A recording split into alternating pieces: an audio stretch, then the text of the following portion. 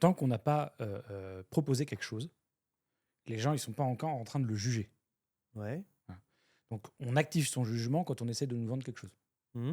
Bonjour, achetez ça. Ah, oui, pourquoi j'en aurais besoin? Mmh. Le jugement s'active. Tant qu'on n'est pas encore dans la phase de proposition, le jugement est beaucoup plus light, voire inexistant. OK. Voilà. Il est encore endormi.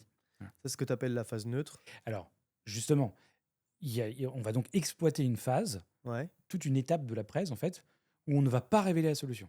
On va rien proposer. D'accord. Donc, oui, on va éviter de le faire.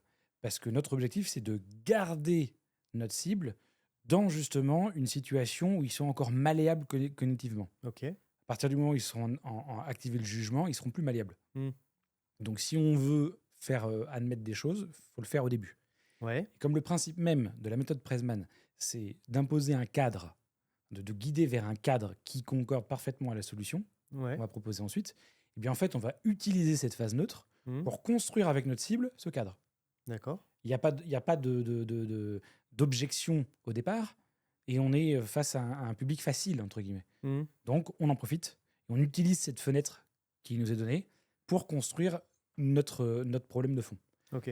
Et quand on va rentrer dans le moment où on va annoncer quelque chose, là, le jugement critique va se positionner en Mmh. disant est-ce que je suis d'accord ou non. Mmh. C'est ça qu'on appelle ça la phase engagée. Ouais. Là, ça engage le jugement de notre cible, Ouais.